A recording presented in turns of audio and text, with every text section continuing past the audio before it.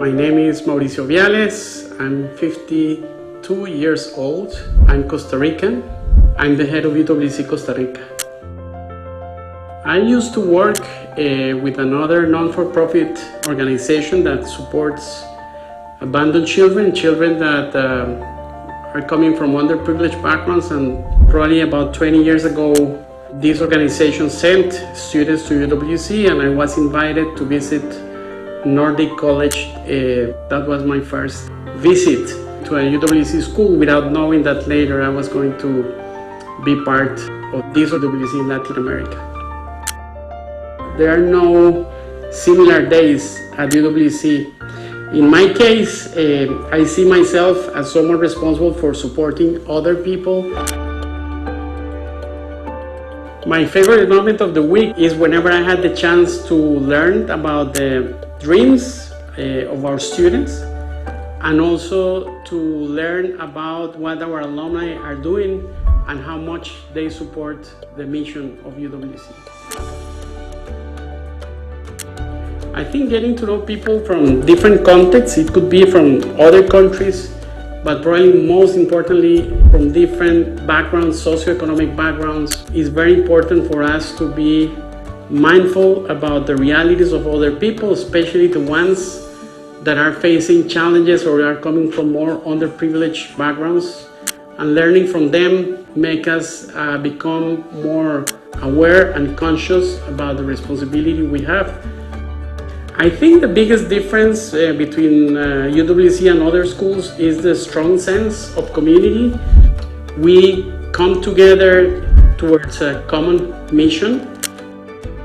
I think the engagement and the motivation of our students when they apply to come to our school or any other UWC, that level of commitment is very high compared to other schools, because they believe in what our students and what our alumni are able to do, and bringing this energy together makes us have a very strong sense of community.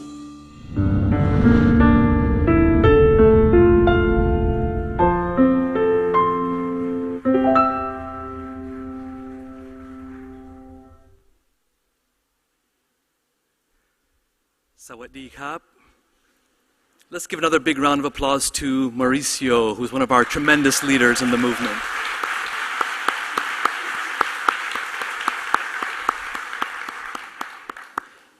And as I introduce our topic and panel for this session, you can think about the tremendous work that's happening at his school in Costa Rica at the moment. And so it's a small shout out to Mauricio and the great work that you're doing there. So our topic today is one that is really important for all of us. Radical imagination, the audacity to innovate. And yesterday we heard a tremendous example from His Excellency the Minister about ways in which we can have the audacity to innovate. So this third plenary session will be centered on the important subject of remaking education for alternative futures and the need to embrace our responsibility to continually innovate in times of volatility, uncertainty, complexity, and ambiguity. In this session, we will interrogate the reality of the challenges of education for peace and a sustainable future in a world where both ideals often seem beyond reach. In today's world, the dominant themes in public conversations range from the impact of climate change and global conflicts, economic instability, and political shifts towards populism and nationalism. Concurrently, rapid technological advancements in areas such as artificial intelligence, biotechnology, and automation are shifting the ways in which we live, work, and learn. Yet, we are keenly aware that we have the agency to shape the world through our actions or inactions. In envisaging solutions for human and planetary sustenance, there are more questions than answers. Therefore, how should education systems evolve in order to equip future generations with the required skills, competencies, and adaptive strengths to shape the future and lead purposefully in an ever-changing world? I feel really honored to be able to host this conversation with three really important and distinguished individuals who in some way, shape, or form are all friends and massive supporters of the movement. First, please join me in welcoming Dr. Suzanne Riviera, President of Macalester College.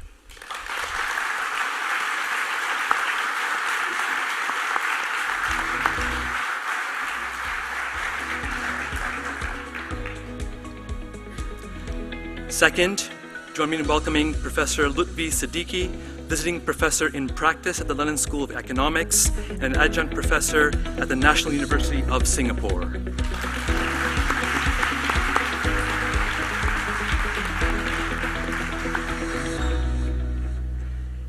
And finally, Dr. Nicole Bien, Chief Schools Officer of the National Baccalaureate,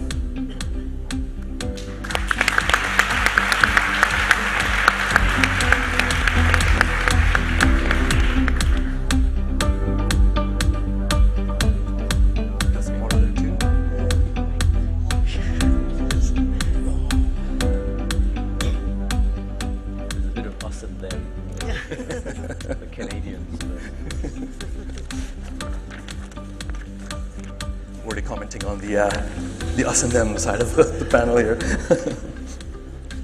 Wonderful. So allow me to start the conversation with a question to you, Lutfi.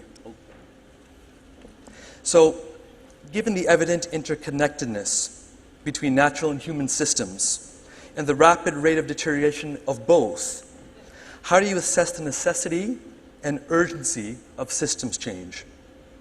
How should it be understood and taught by educators? Thank you, Nahid, and good morning, everyone. Can you hear me? Yeah. Mm-hmm. Okay, cool. So, systems change. Yes, they're interconnected, the planetary system, the natural system, and human systems. But it's the human systems that are most intractable. The natural systems, you kind of sort of figure out parts per million of carbon dioxide, global warming, etc. It's the human systems that we run into issues with, the gridlock, the sequencing and pacing, the you go first, no, you go first, that sort of issue. So clearly that's important. In terms of education, and I see the title is Audacity to Reimagine. 32 years ago, when I started at Atlantic College in Wales, it was an audacious thing to be presented with the IB, because my track was the equivalent of the A-levels, 3 subjects. Now you have 6 subjects, extended essay, service activities, TOK. Come on, that's like a gazillion different things. So in terms of the components of a system, I had more ingredients. So if A-levels are the ingredients of beans and toast, I had the ingredients of a biryani. But I still couldn't prepare a biryani because I didn't know how the ingredients came together. So that was important, that is important, and I'm very glad that this is being done. So what we need to do is have systems as a subject of study. So when you say I'm doing physics, maths, English, I'm also doing System 1, System 2, and that's why I'm a big fan of what you and Maria are doing at the UWC Atlantic and elsewhere with the system transformation pathway, that you have system as a subject. I teach a postgraduate course called Sustainability, a Systems Perspective at the university, and very popular amongst specialists who want to come there to get a sense of what the big picture looks like. But it's not enough to know what the big picture looks like. You need to be able to then move and influence and lead the system, and that is where the difficulty arises. That's where we need not only intent, but you also need capabilities. One or the other in isolation can be dangerous. You need both capabilities and intent. And that is why you need to train people in leadership skills of the kind that can influence, that is compassionate, that's trained in system dynamics. They understand feedback loops. They understand that a solution for the snapshot is different for a solution of a movie across the timeline. People who are compassionate about transition issues, those who can communicate about change in an authentic, clear-eyed manner, not virtue signaling or toxic positivity, but like, this is what it is and this is what needs to happen, with a bit of vision, hopefully. And then, of course, how to be able to engage with conflict, constructive conflict, which is the bugbear of mine in particular. We need to be a lot better in how we clear through conflict, because anything worth having, for that there's going to be higher demand than supply. So we need a clearing mechanism for conflict in a constructive, manner, and we need to learn how to do that. And so, again, I'm extremely delighted that the systems transformation pathway, you're developing these competencies with university partnerships, not one, not two, but multiple different departments, using behavioral science to determine what is effective as opposed to what sounds good, and also what can be done in various conflicts. For example, a post-conflict zone in the West and the North and the South, the variety of contexts there. So I'll stop there. I think that is, the systems education is the need of the era, and I'm delighted to see that you're responding to that. Thank you.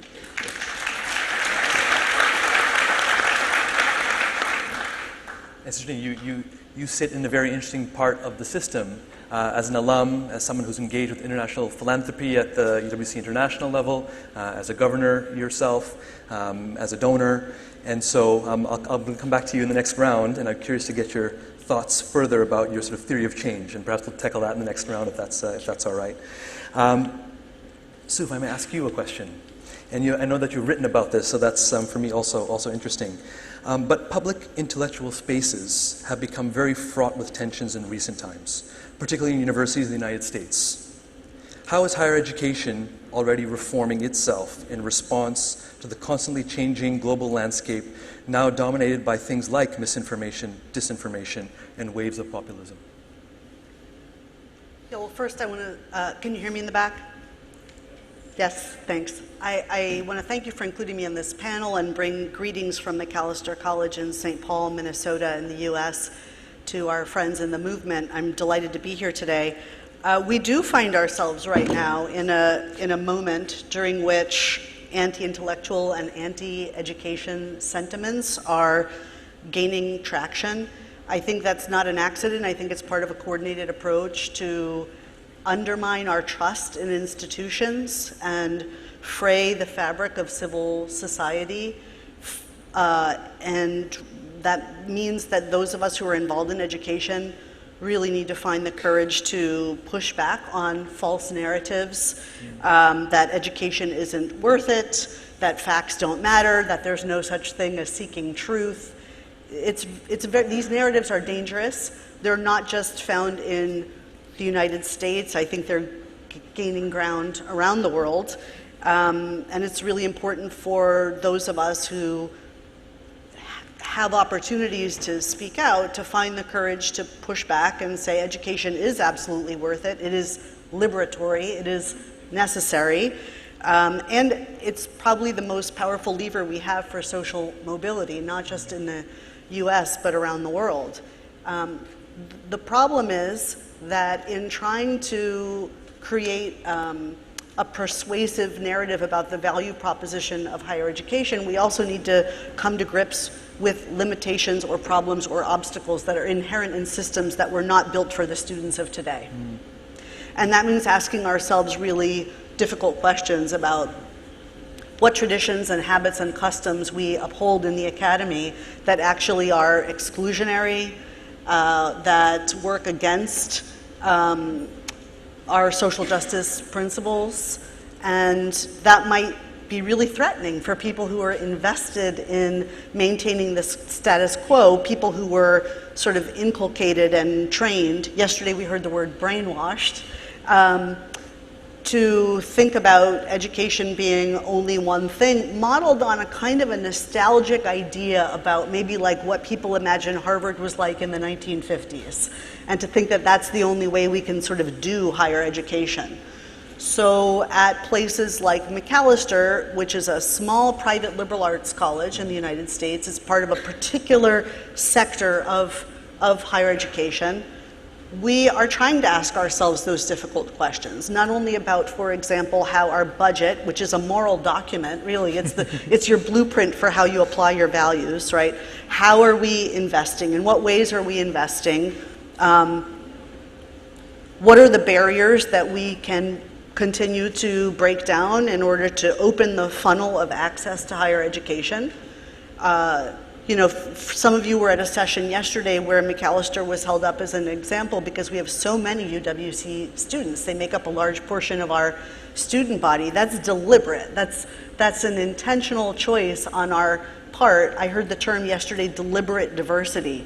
I think, even more than diversity, this idea that we intentionally bring together people from around the world to live and learn together for the purpose of creating change means that we will have conflict. You can't bring together intentionally people from all around the world, from different faith traditions, different cultures, different lived experiences, and not anticipate that there will be disagreement. And I gotta say, in the United States, but I think elsewhere too, we've done a really poor job in our K through 12 system of equipping students with the tools to disagree courteously, to listen for learning instead of for argumentation, and to seek common ground. So I think the challenge right now, as we're facing these anti-intellectual, anti-education sentiments in society, the way that we can push back is by transforming ourselves and being relevant, not just for the students of today, but for the students of tomorrow, for whom we have to make ourselves irresistible and an obvious pathway to social mobility. I really was moved yesterday to hear that we should be thinking about what a 10-year-old today might need 6 years from now when they're looking for higher education. They're going to be entering fields some of us haven't even imagined yet, right? And they're probably going to do more than one career in their adulthoods. So how do we give them the toolkit to be nimble, to communicate effectively, to argue persuasively, to work in teams with people who are different than they are? That's more than a classroom curriculum. That is a way of being that we can empower students with so they can go out from the education we provide them and really make the kind of change we want to see, both in the UWC movement and at Macalester College. I think our values are really aligned in that way, which makes it a natural partnership. Great, great. Excellent. You said a lot of things that really resonate with what we've heard throughout the course of the Congress and what we've just heard on the panel itself. And thank you for sharing things about things like the system, not built for what we need today, let alone for tomorrow. And the budget as a moral document. I know that you're an ethicist as well as part of your own background, and that's really interesting to hear, and a great frame in the way in which we think about some of the things that we take for granted and how we do what we do. Nicole, if I may turn to you for a moment, and thank you so much for joining us today. The IB is already committed to reimagining and redesigning the diploma program for 2030. What dominant ideologies about education are you rethinking and shaping in order to shape the future of learning for the nearly 2 million young people who currently study at IB schools around the world? Thanks, Nahid. First of all, just like Sue, I want to thank you for your invitation to come and join you at this Congress. This has been a really amazing experience for yesterday, listening to all of you, as well as having a chance to speak with your alumni. I would say that I feel like I'm sitting in a hot seat right now, given the ministry's comment about the IB's pace for change. So I just want to remind you that Nahid called me friend earlier.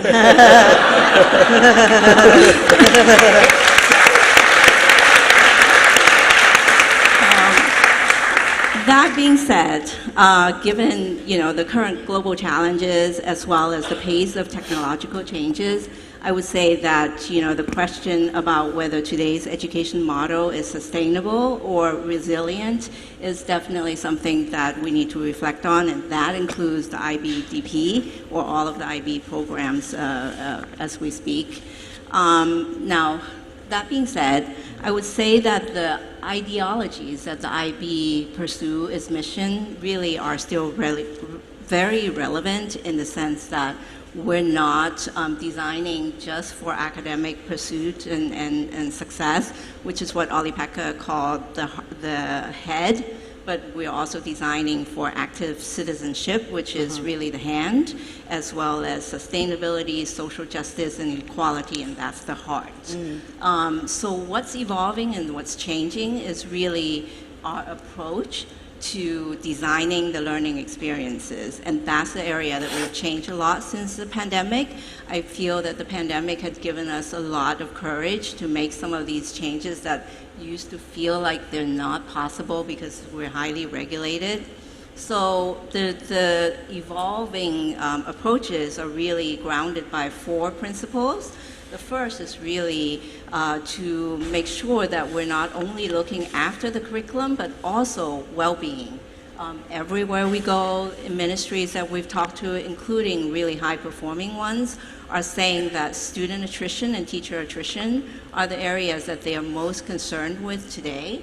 So this is why we really started the year since the pandemic by introducing the Festival of Hope. We feel that it's really necessary to bring hope back into education and to bring youth into the fold, to listen to them, to celebrate with them, but also be guided by what they think the future should be.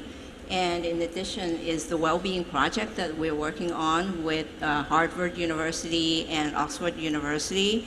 Our goal really is to aim in 6 years' time, borrowing phrase from yesterday, to really have a well-being index. So we're not looking at just theoretical study, but also really the practical approaches to supporting well-being in school. And I know UWC Thailand is heavily involved in that project along with a few other schools. And the second principle is really designing for not today or yesterday, I should say, our curriculum review process is a 7-year cycle. And so if you're coming to ask us for any change in between, we would say, no, not doable. But today, we're really changing that approach to really collaborate much more with schools. And the collaboration with you, Nahid, and a couple of other schools here on other projects are really the new way of working, because innovation is really already happening at schools, and you are really the forefront in that sense. And we're also collaborating much wider with the ecosystem as well. I think Dr. Mora said yesterday, we can't do this alone. So as we speak, last month, Olli-Pekka and I joined 7 high-performing systems around the world, convened by the OECD, to discuss the concept of human flourishing as tomorrow, the future of education. It's still very loosely defined right now, but we definitely plan to play a very, very important role in that. And there are quite a few other collaborators, including the Global Leadership Council at the Villars Institute that we're also collaborating with on the meaning of AI in education. We're hosting hackathons around the world with them right now. And so a few others. I mean, I already mentioned the Jacobs Foundation.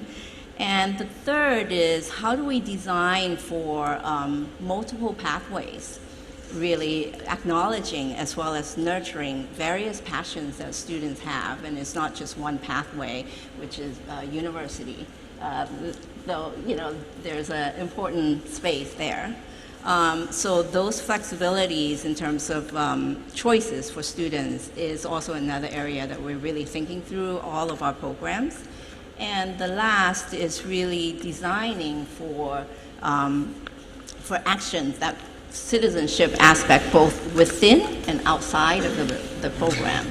Within the program is really what you are right now experimenting or piloting with us, right? Reinventing the core, combining the service component, and so on and so forth, in order to allow for students who have more authentic opportunities to really engage with the community. You'll hear us talking much more about collective actions and communities and so on and so forth, but also designing outside of the program to provide opportunities for students to really have a chance to take their ideas to in their community as well. So we started the Youth Action Fund last year, expanding it beyond the MYP Innovate grant and also expanding it beyond the IB as well. We're making it available for students outside of the IB community. So these are some of the changes that we're making to really take the heart, hand, and mind to reality and not just in theory. Mm-hmm. Mm-hmm. Great, thank you so much for sharing that. And absolutely, I give a round of applause. And that's that you and the IB are very strong friends of UWC more broadly, right? We've been together on our journey from the beginning. And one thing that you mentioned about human flourishing, and I wonder to what extent, is human flourishing possible without planetary flourishing? And I wonder how that may fit into the model at some point as we go forward. Thank you for that. Lutfi, I want to come back to you, and I think this question lends itself well to perhaps some of your ideas around your theory of change. It's often said that the pace of change in education is much too slow in keeping with the needs of society. How should we radically imagine or reimagine the delivery of education today to prepare young people for the world of 2050? And feel free to think about the high school space or the tertiary space, which I know you're particularly interested in. So thinking about 2050, roughly 30 years from now, I look back first 30 years, which is roughly the time when I was in UWC, and what has changed between that period and the period that we are at the onset of. And I think there is a continuity break, a very distinct continuity break. The last 30 years has been a period of tailwinds for the progressive globalizing agenda. The Cold War had just ended.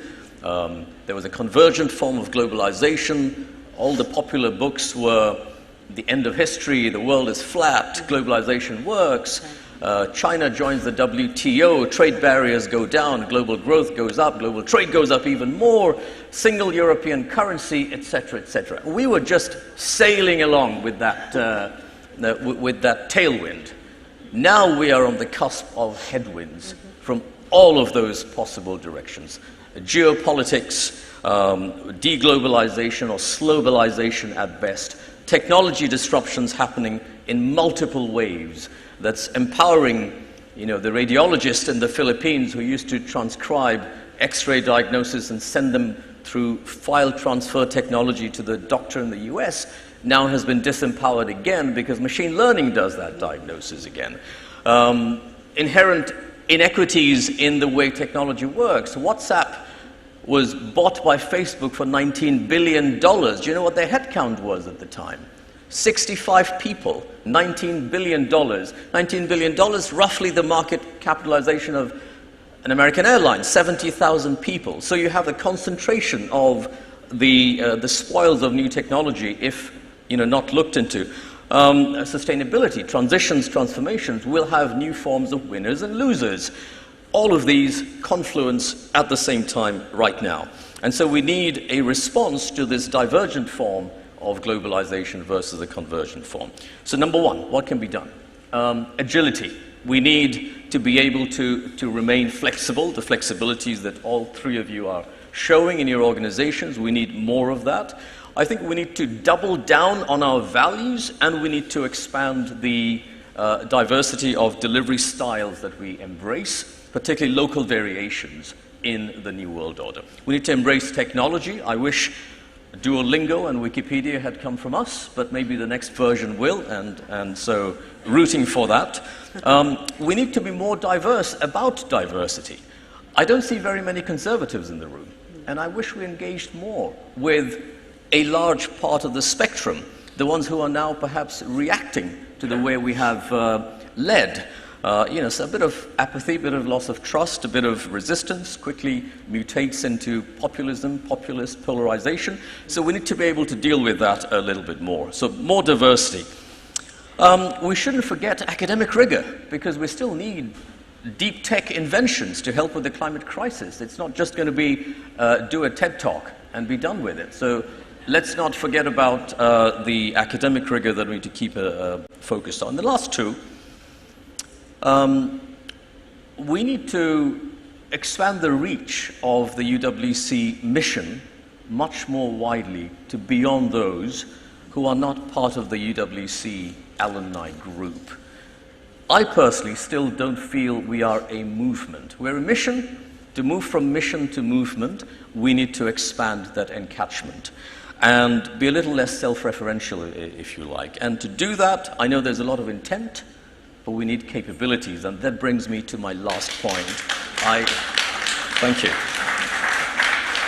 We have intent, but we need capabilities to power that intent, and that is why You know, I'm just begging and pleading and lobbying Maria and you guys to really allow us to participate in this systems transformation education that you're going. I would like alumni like me to be able to go back for renewal on a periodic basis and learn how to define my theory of change, how to hone the skills of constructive conflict so that we can take it back to our domains and really influence the world out there. Theory of change, we each individually must have one. That TOC, I think, is now as important as TOK, and we need to keep on renewing that TOC as we go along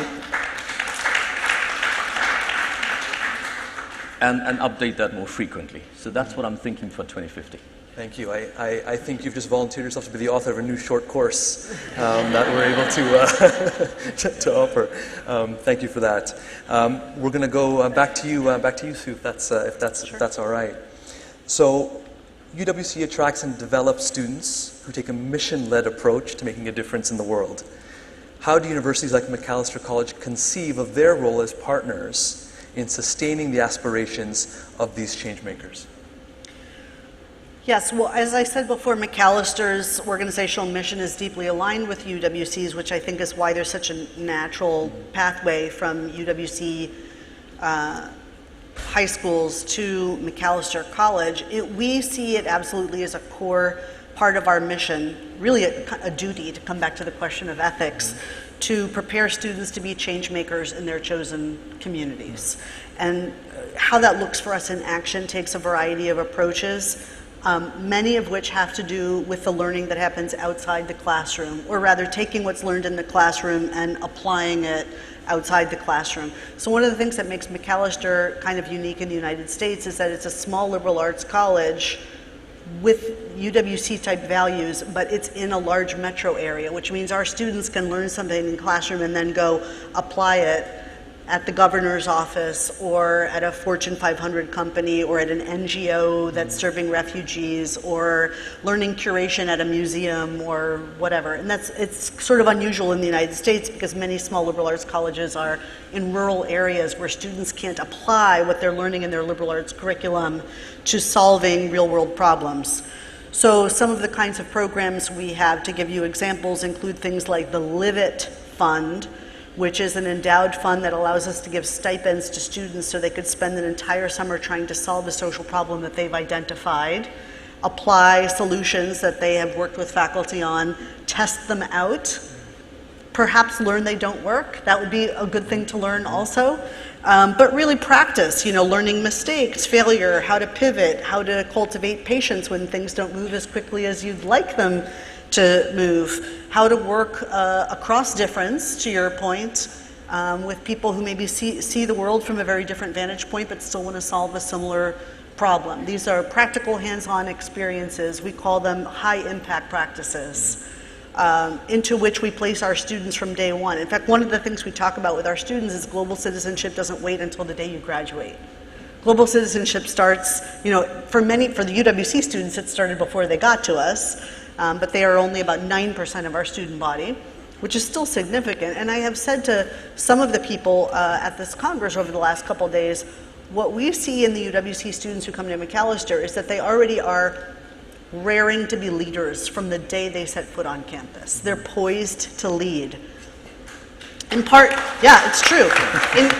In part, it's because they're already coming to us with a sense of self-reliance and independence that they got from their 2 years or more in a UWC experience. They are worldly, they are self-assured, they are not suffering from homesickness during orientation week. They're ready to jump in. One of the examples I gave is a student called Bobby Pennington, who's a senior now, who came to us from Waterford. The first week, orientation week, he was already asking me how he could run for student body president. And indeed, he did become the student body president in his junior year, and this year, his senior year, he is the student body liaison to the board of trustees. So earlier this week, I was in Pasadena, California with our board of trustees, and one of the people sitting around the table was this UWC Waterford alum, Bobby Pennington, who's sort of advising the trustees on what students need and care about. Incredible. That is real world, taking all that he has learned and applying it for the good of the institution and really thinking about not Macalester today, not in a way that he can benefit, he's thinking about tomorrow. You know, you were talking about this earlier, this idea that we need to inculcate in our students, UWC does, and McAllister is trying to, this idea that we have a responsibility or a duty to plant seeds for trees under whose shade we will never sit. And that is a kind of a moral obligation we have to take all of the privileges and tools we get from these educations and put them to good use outside of the campus environment. So we're doing that through things like the Live It Fund, but also by investing in a living learning environment in which students and faculty who intentionally chose to join this very particular kind of college environment are learning from one another in the classroom and outside the classroom about how to live lives of purpose and meaning. Yeah, excellent, excellent. Thank you so much for sharing some of those anecdotes and indeed the feedback that we receive from our alumni who have been to your college. I'll speak very highly of the experience there. So thank you for all that you're doing to support them. Nicole, thank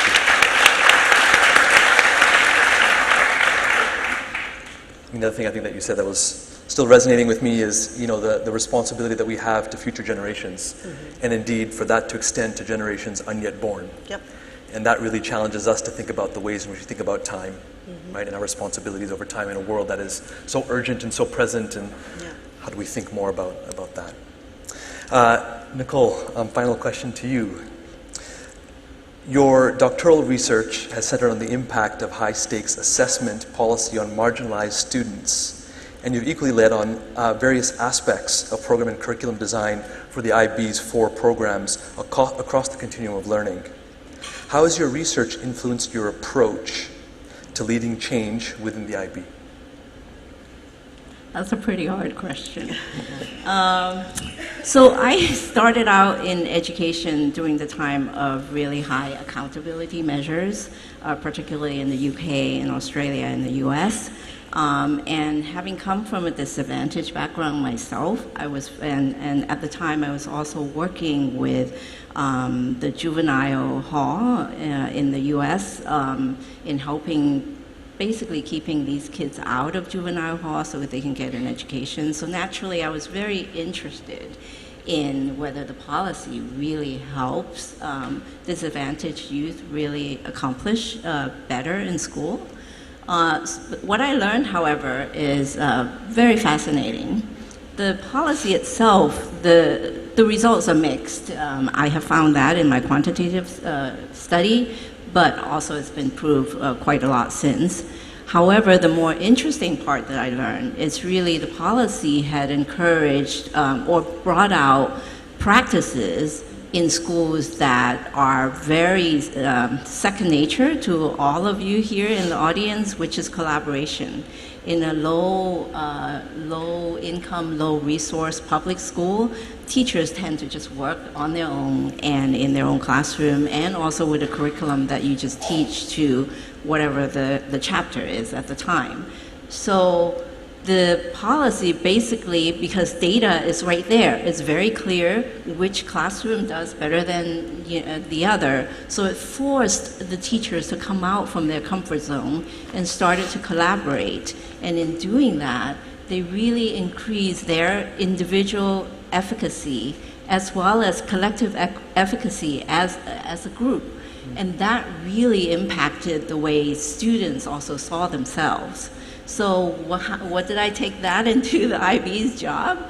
Is really to ensure that whatever change that we make really allows for that type of mastery as part of what brings more efficacy. So how do we ensure that students have an opportunity to really master what they do through both trial and error as well as guidance from teachers, and also have experiences? That's another aspect of what brings efficacy, and that is really have experiences that they can remember and rely on. So all this hands-on learning, experiential learning, etc., are also very important piece to efficacy. So that's what I strive for in design, bringing into the curriculum design. Yeah, thank you for sharing that.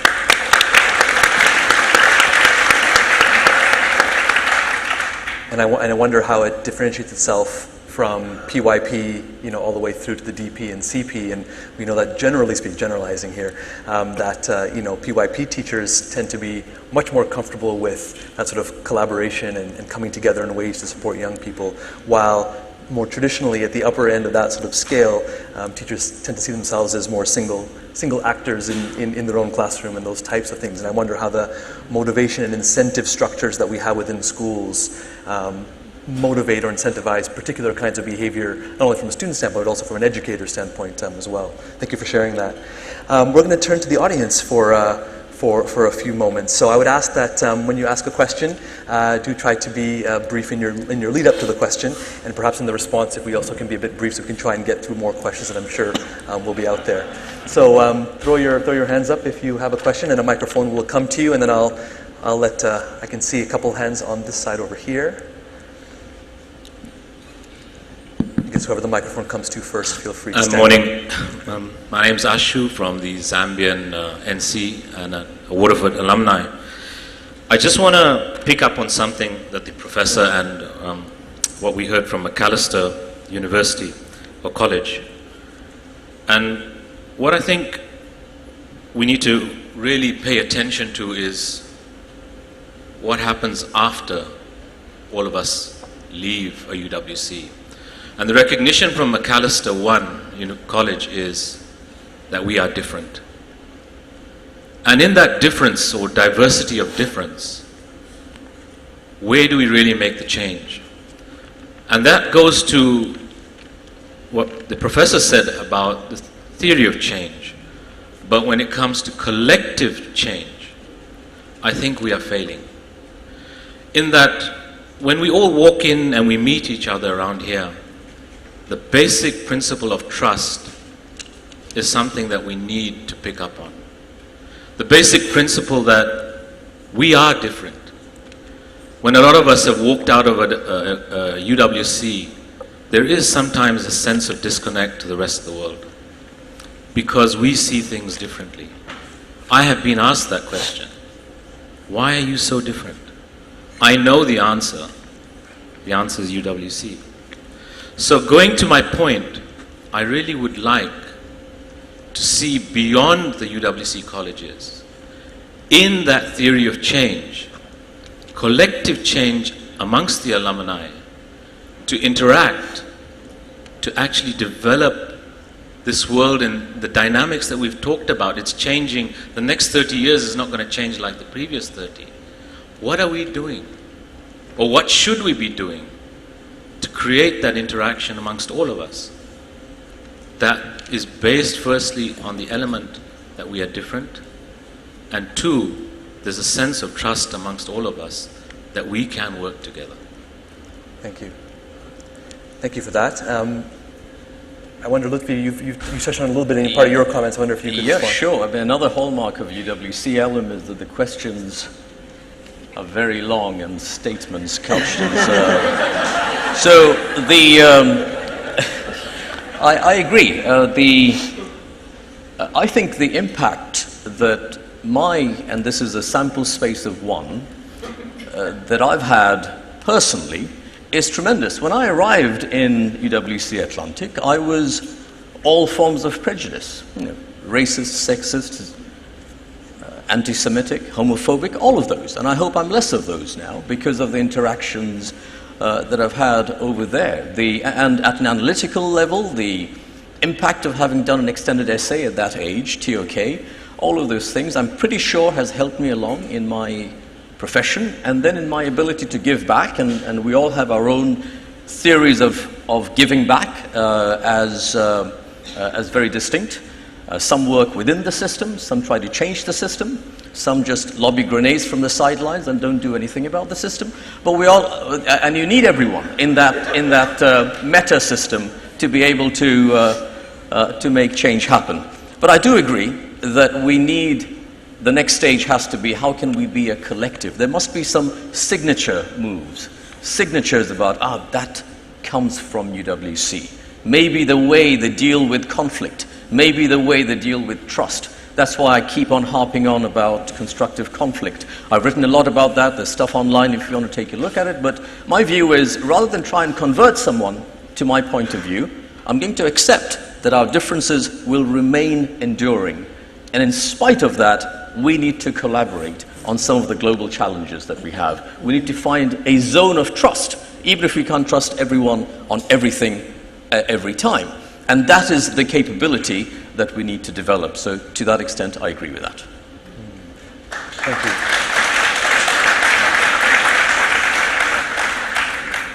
I wonder, before we go to the next question, I wonder, is there an online question as well at this moment? Can someone indicate to me if there is one? Okay, excellent. So let's do one online question, then we're going to do one more question from the audience. We'll take the two at a time, and then we're actually going to transition to a second part of this dialogue. Thank you. So from one of our online delegates, UWC sets itself apart as a values-led education movement. And you talked about the need to double down on these values. What might this look like?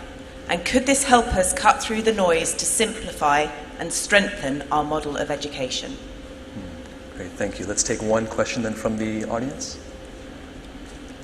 I can see two hands here.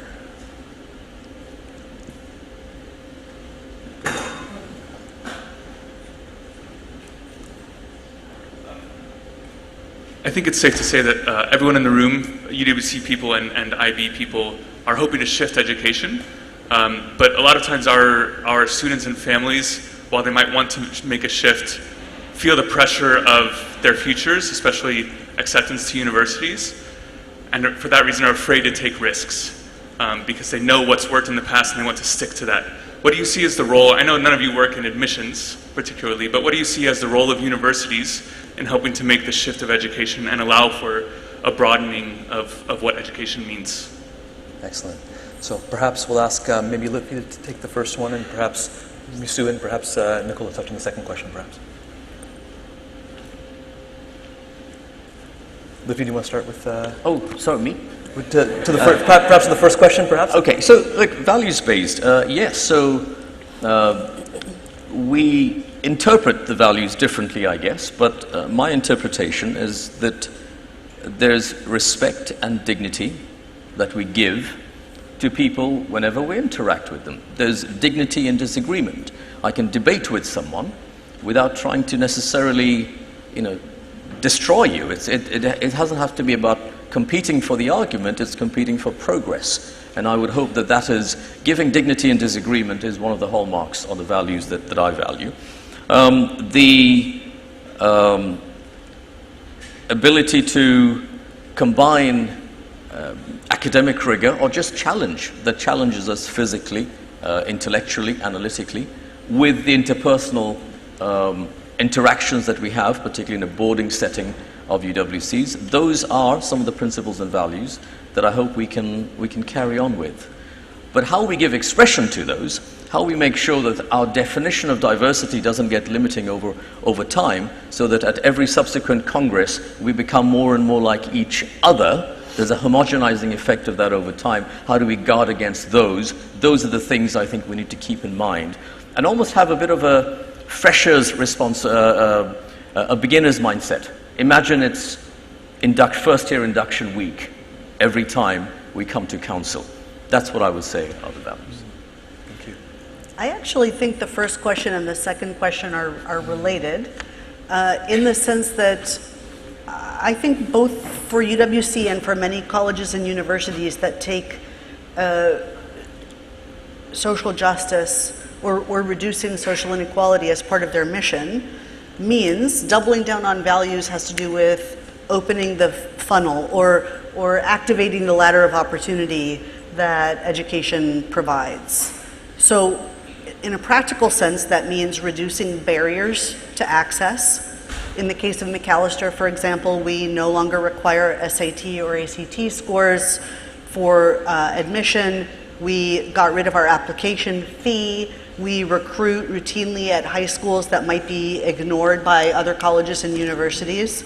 We're taking a hard look at the habits and customs that sort of reinforce exclusionary behaviors. that's a way of doubling down on your values, to say, well, let's change the systems that are actually working against the future we say we want for our society.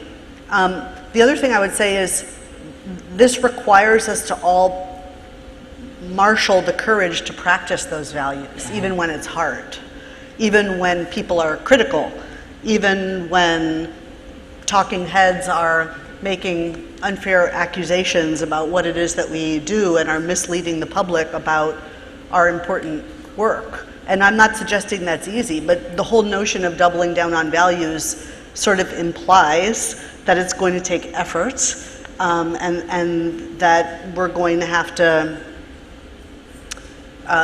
focus our attention perhaps on, and this may be going to be a little bit controversial, but perhaps on reducing the inherent elitism in private institutions, like Macalester College, like UWC's, that not everyone can afford to attend. So that means what?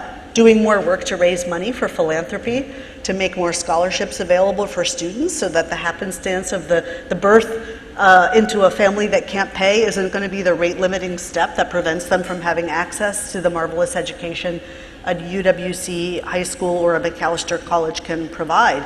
None of that is easy. It takes tremendous hard work, which is where leaning into our values is really important. So I see these as sort of inextricably connected questions, actually. Thank you. Thank you. Nicole, I wonder if you have any comments on these two questions that you just heard. I think the learner profile has always had a very strong set of values. So to that end, it's really about putting value to work, providing opportunities for students to really have, and opportunities to really reach into the various values that they have, and having difficult conversations, for example. So designing these various projects and experiential learning is really a way to ensure that students have a chance to really practice what they believe and engage in challenging situations or difficult conversations. So this is really a combination of some of the things I mentioned earlier, providing more opportunities to do so. As far as the university aspect, I definitely do believe that the IB has the responsibility to really engage with universities, which we do regularly, to encourage them to really think about the future of education being beyond just the academic record. That being said, it is a very large ecosystem to work with. So separately, what we also do is to really work directly with systems. So as you can hear yesterday from the minister, he himself had really asked the university to make the change as well. So we're engaging with a few other systems like India and Korea, and we're seeing these conversations being asked locally once they see the value of an IB education that doesn't normally bank on that end-of-year exam to get into university. And we're hoping that if we can influence a change in their own system, then we can basically take the model and continue to influence other systems to do the same. It's a long journey, and it will not be so easy. It is a large ecosystem, right? But one system at a time, and hopefully we'll make that change. Yes, thank you. And I think the real sort of wisdom for me there is that to transform systems like the kinds that we're speaking about in this conversation requires more than just one or two or a handful of actors, right?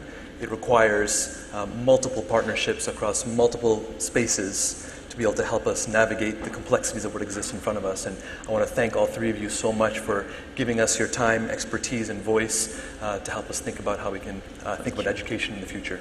Thank you. Please help me to thank all of our panelists.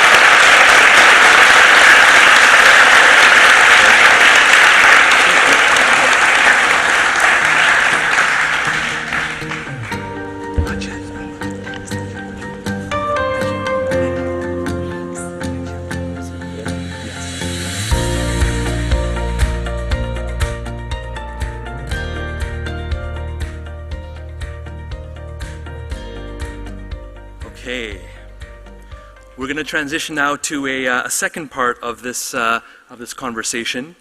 I wonder, Faith, if we are able to have our...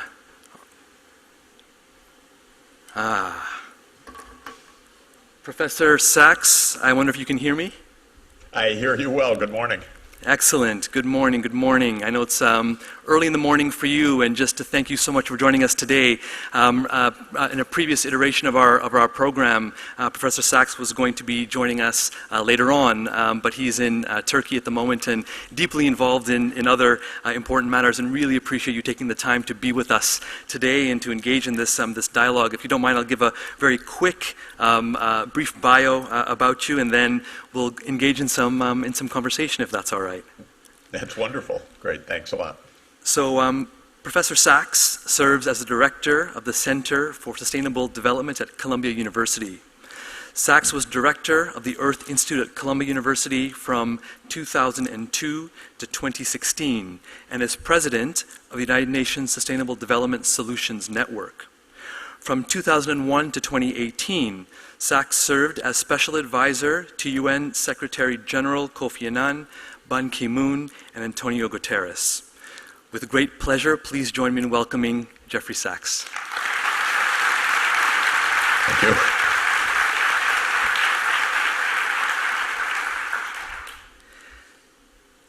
Jeffrey, I wonder if we can start off from a point where we departed when we spoke a couple of weeks ago. And we talked about some of your work around the book, The Ages of Globalization. I wonder if you can help to just expand on how you think we can truly reap the benefits of globalization without absorbing its downsides. And I wonder at the same time if you can help to speak a little bit about the tremendous sort of ambitions you have around the course that you're creating that's revolved around the same theme. Great. Thank you very, very much. Let me first salute United World Colleges and all that you do. I've had so many colleagues, students, and people that I've worked closely with in programs around the world from UWC. It's absolutely a remarkable program, a remarkable global initiative, and completely in line with the subjects that we are talking about. It is about a united world, about peace, about sustainable development, about training young people, as I was listening into the previous panel, about the values that we need in the 21st century.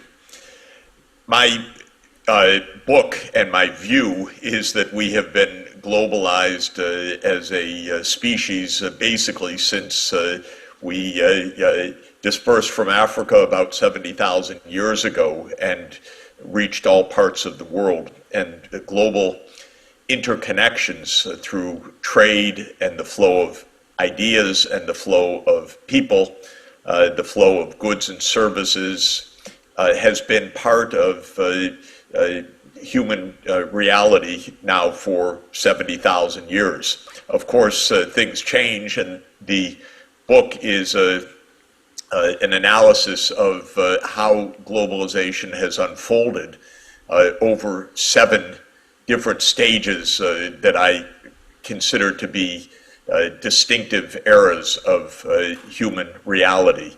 The Paleolithic, the first dispersal, the Neolithic or the agriculture age emerging around 10,000 years ago, what I call the equestrian age with the domestication of the horse, which I believe to be one of the most decisive events in human history for those regions close to the grassland regions where the horse could thrive.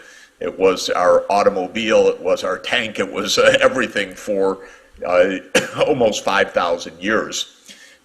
The classical age of the great empires of China, the Mauryan dynasty, the Persian empires, the Roman Empire during the high classical age, the transoceanic reality that started with Columbus and Vasco da Gama's voyages in the last decade of the 15th century, the industrial age, and what I call our digital age, starting, I dated around the year 2000 and believe that we're in a seventh age of globalization. But my point of this is first to understand this analytically, because it's a rich human history of an interaction of culture, technology, physical geography, institutional innovation that is our human story, but also helps us to understand how change occurs and why we are in such a complex era today. And it is an extraordinarily complex era. Just the moments before getting on, I was looking at the news, and there's this talk between Washington and Moscow and other places of nuclear war. It's unbelievable. I'm at the Antalya Diplomacy Forum now. I'm meeting with world leaders yesterday and today.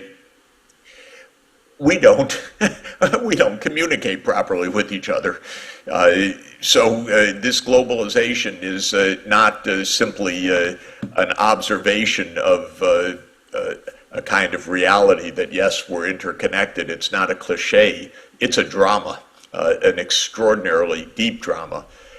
So few of our politicians know the history of how this has unfolded. I was with an African president, by the way, 3 days ago, who said, "What is the matter with you people? Don't your leaders know anything about how history has taken shape and what you have done to us?" It was fascinating discussion of a longtime friend of mine who's a head of state. But the failure to understand our interconnectedness, the nature of it economically, technologically, geopolitically, and now environmentally in terms of climate, biodiversity, transboundary pollutants, pandemics.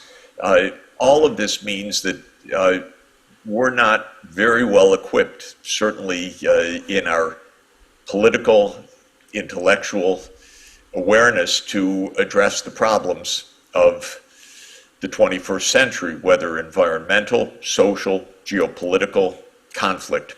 So that's a long-winded answer to you. I didn't want to hog the mic, but just to say that I wrote the book partly because for 40 years I've been working in all parts of the world. I see the interconnections. Events hundreds of years ago feel very present to me in many, many ways, wherever I am, whether it was in Africa a couple of days ago, or in South America, or in Asia.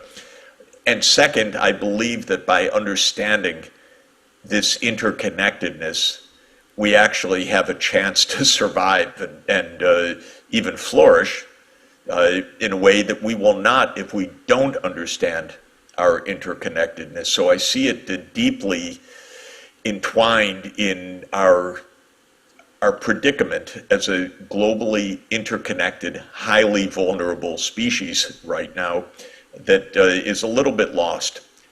And all of that, just to conclude this opening response to you, UWC is in a unique position to do something about this as a absolutely world-leading educational institution, and one that by design and by its history reaches the whole world. So it's not only that you have separate institutions of excellence, but you have a global reach as a unity, and that's quite remarkable and quite an opportunity.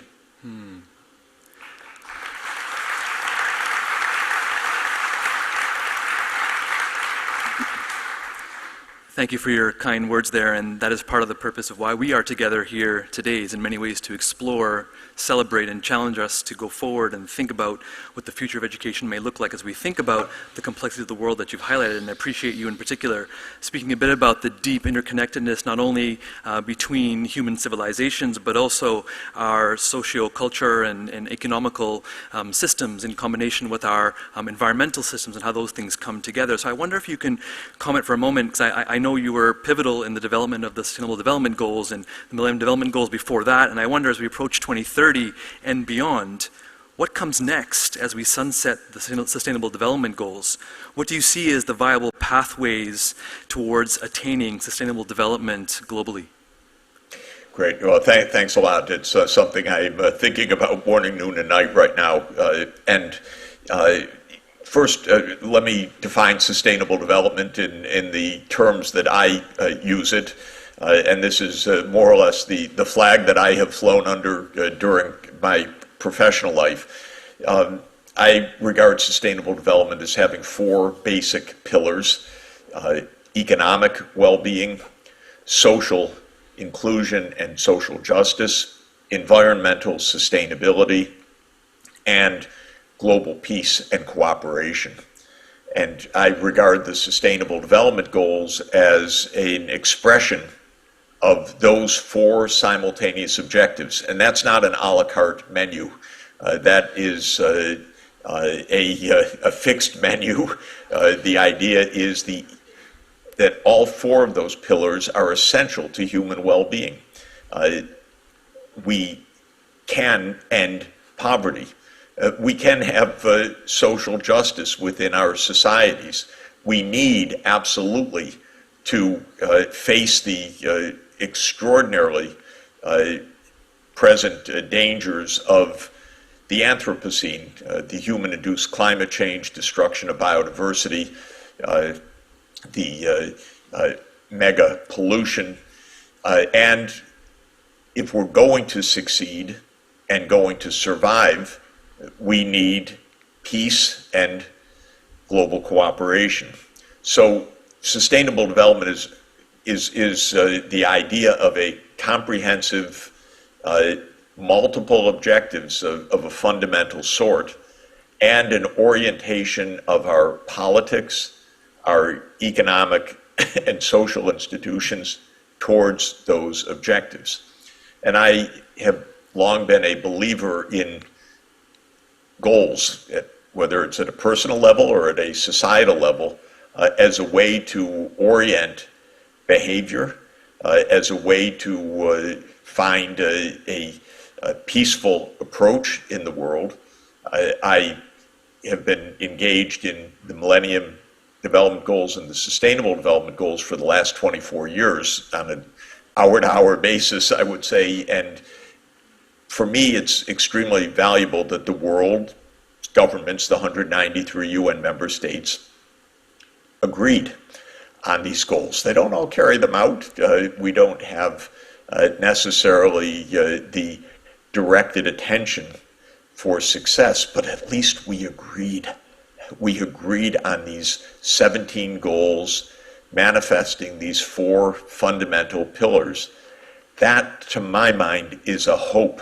And it's very unusual in human history because while we have been interconnected, we haven't had the institutional framework to actually be in a room together, literally, like the UN General Assembly, and agree on something as a world guiding post. And so now what comes next? I hope following the Sustainable Development Goals are the Sustainable Development Goals. As a very practical matter, what I'm proposing is that the SDG framework, which has not been easy to put in place, is rather complex, needs a lot of government redesign, needs a lot of understanding, is only now coming into its operational mode, that it really is an agenda that takes us to mid-century.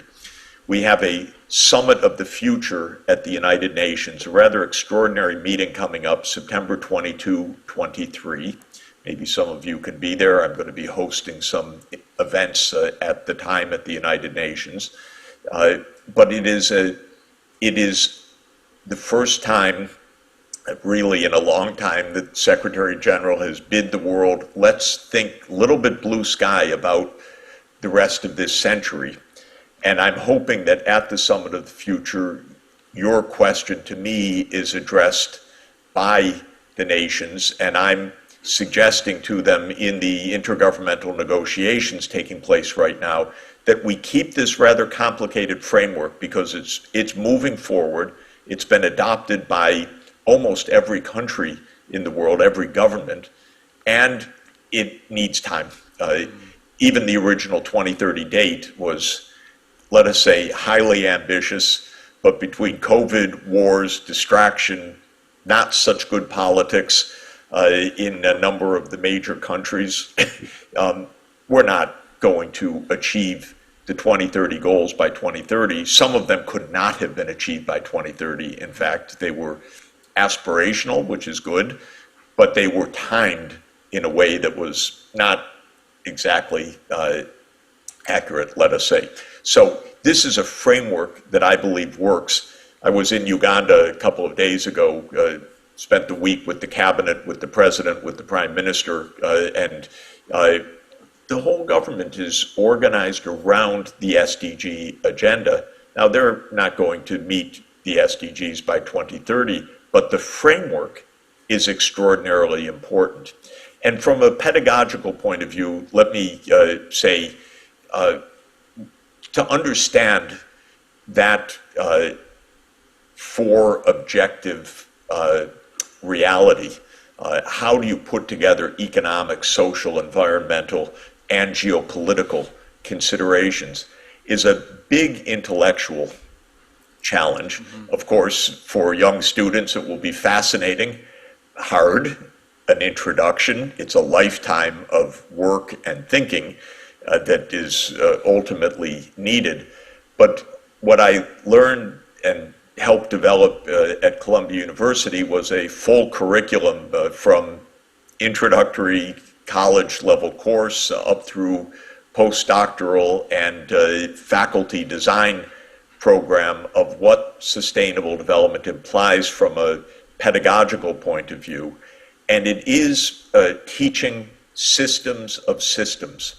The systems are Earth's physical systems, the socio-political systems, the engineered built systems. How does a power grid work? How does electricity work? How does our energy system work? And the human behavioral system, so that when we designed the Earth Institute and its 8 master's degrees and its PhD and its postdoctoral program, it was how to understand multiple interconnecting systems, Earth's physical systems, social systems, political economic systems, behavioral systems, engineering systems. And it's a set of distinct languages, of course, so bringing together faculties across these areas took many, many years to find a common language and then to realize, oh, we're working on the same things, but in a somewhat different way. And it gives an opening to how, at the IB level, this complexity can also be taught and understood. That's what I'm trying to help think through as well. Mm-hmm. Wow. Thank you so much for sharing that insight. And indeed, the word systems is coming up again and again, both in our earlier conversation that you caught a bit of and what you're mentioning today. And I wonder, and thank you for giving some insight into the future. And I really love that you mentioned the Summit of the Future taking place in September. And I wonder how prevalent youth voices will be, and perhaps as an offer, and maybe you can be our conduit. I think our students would be phenomenal ambassadors to be able to represent a sliver of the global community at that forum, and perhaps you may be able to advocate to open the door to a few of our students to attend that summit in the UN. That is a wonderful, wonderful idea. Let's work on that. We have at the Sustainable Development Solutions Network, we want to partner with you. SDSN is an initiative that I started with Ban Ki-moon a dozen years ago. It now reaches about 2,000 universities around the world in 150 countries. It is like UWC, it's a global network of pedagogy and action at the university level principally, but not solely by any means. And we have an SDSN youth movement, which is really quite wonderful, with a tremendous number of initiatives and opportunities, and it's a perfect fit with your students. And so we'll explore that actively. I'll put you in touch with our global networks. There are a number of UWC graduates around. In fact, the executive director of SDSN for many, many years was a very distinguished alum of UWC.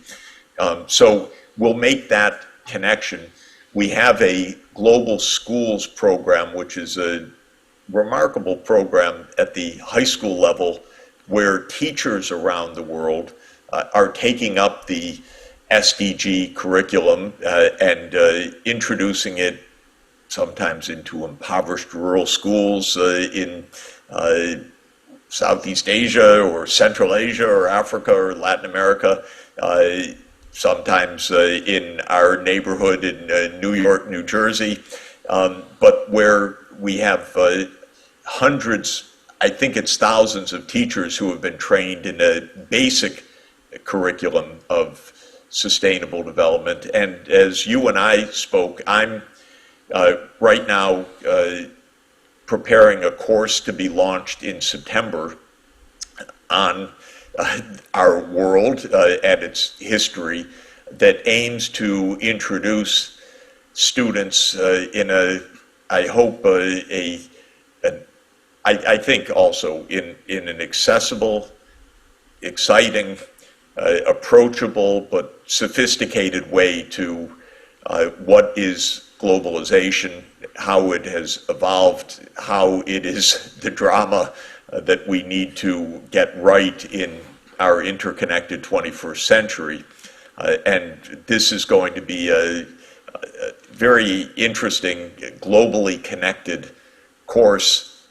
We went and visited, I filmed at 170 sites around the world to help bring these sites to life, whether they're ancient sites of Memphis in Egypt along the Nile, or present day modern megalopolises in Asia, Africa, and South America. But the idea was to make this very alive, vivid, explaining the unfolding of history and how it relates to the current challenges. So this is something that I hope some of your students will get involved in, and some of the schools will get involved in as well, but we'll work together towards September. Yes, thank you for that invitation. I had a sneak peek of some of that work, and it does look tremendous, and I do hope that some of our schools and students can participate actively in that new course that you're planning to launch. And thank you for your support with youth representation and voice as we think about the future of our planet. I know that your time is really precious, and just to say thank you so much for being with us today. Please help to give a big round of applause to Jeffrey Sachs. Thank you.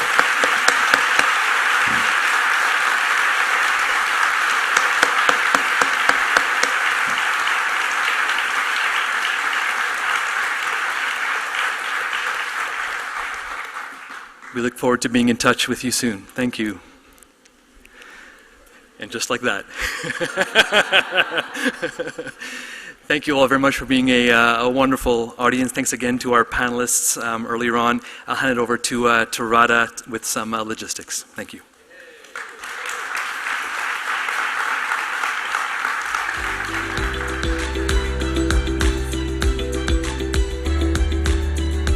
Good morning, everyone. Today is a beautiful day. Thank you to our global thought leaders, Nicole, Sue, Lutfi, and our very own Nahid, as well as the amazing Prof. Sachs.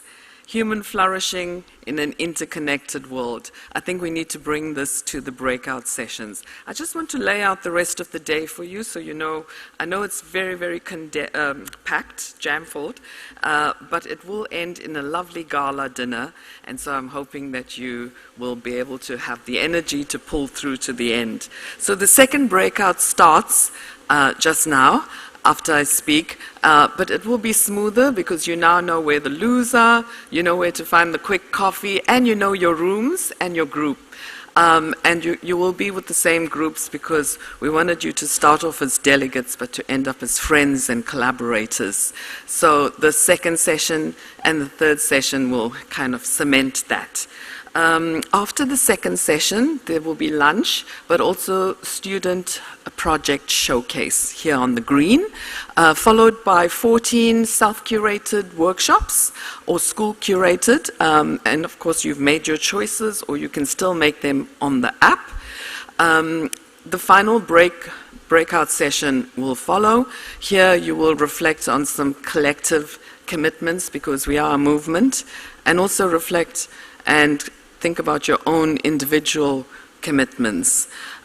We will come together in the final plenary and we'll bring our students in. They've also been working on a global project, and we'll hear from them and the lead facilitators who would have synthesized all the discussions and bring them to you. And of course, Faith will close off the session, the whole Congress there, and we will move to the gala dinner and close off our 60th celebration as well. So thank you very much and have a great day.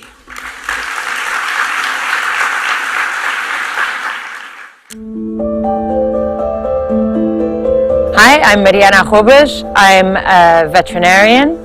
I'm also a UWC alum from Atlantic in '93. I've been involved with the Portuguese National Committee since I finished my degree and moved back to Portugal in 2000. And since 2020, I've been with the CNC, the Committee of National Committees, and I'm currently the new chair of the CNC as of the 1st of January of 2024.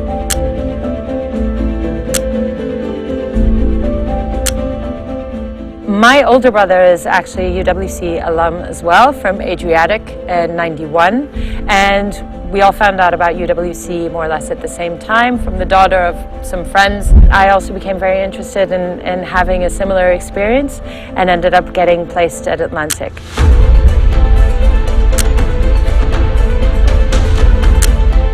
I think I was really lucky with my generation, with the time that we were at UWC, because we had just enough technology to be able to type up essays on a computer, but there was no social media, there was no email, so we were really completely immersed in the experience once we arrived at the school. I remember the big difference that it was calling teachers by their first name instead of being a Mr. Or a Miss, and that proximity really helped to develop relationships of support. Those moments are all treasures that I keep. It was an amazing experience, and one that still influences every aspect of my life nowadays, from the work that I do, from the voluntary work that I do, obviously connected to UWC, even to the way that I have raised my children. And I'm a mother of 7 children, and our eldest daughter is a UWC alum as well. Education as a force to unite peoples and to work towards peace and a sustainable future stems from educating ourselves to have a bigger heart and to have better understanding of others, of their needs, and of how we can help them and how we can all make the future better.